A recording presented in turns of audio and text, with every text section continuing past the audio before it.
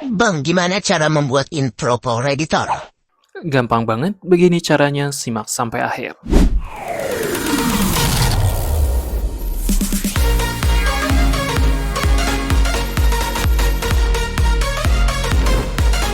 Oke, jika kalian ingin menggunakan atau membuat intro opening video tanpa ribet, kalian bisa langsung saja buka di aplikasi Play Store. Namanya Intro Maker. Kalian pilih. Nah, nanti kalian pilih yang ini. Karena saya sudah mendownloadnya, saya tinggal buka saja. Oke, di sini aplikasinya seperti ini. Tentunya di sini ada yang gratis dan juga ada yang berbayar. Dan dalam aplikasi ini juga menyediakan banyak sekali dari populer game Outro 3D dan sesuai kebutuhan yang biasanya para YouTuber gunakan. Tentunya di sini juga ada YouTube Kit ya, thumbnail maker dan bekas project yang kita gunakan. Kita langsung saja ke bagian intinya. Pada template ini kita bisa gunakan contohnya yang game ini ya. Nah, di sini disediakan dua pilihan antara 4080 pixel dan 1080. Kita pilih yang 1080. Nah, di sini projectnya seperti ini. Belum ada suaranya dan masih berupa template kosong. Kita klik saja bagian title-nya dan kita ganti tulisannya, ubah menjadi channel milik kita. Contohnya kita akan tulis Power Editor seperti ini.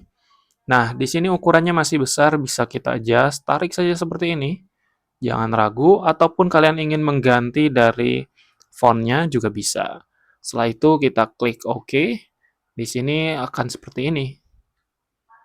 Oke, tapi ini masih flat karena belum ada suaranya. Tentunya biar lebih hidup, maka kita akan tambahkan music.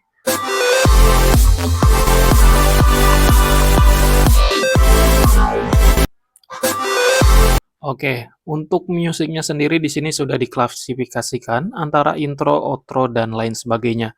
Tentunya ini gratis, tergantung dari tulisan yang muncul di bawahnya. Karena di sini tulisannya, you can use in your social video. Berarti ini gratis alias tidak kena hak cipta. Langsung saja kita tambahkan. Untuk penambahannya kita bisa berikan efek fade out. Langsung saja kita oke. Dan ini hasilnya.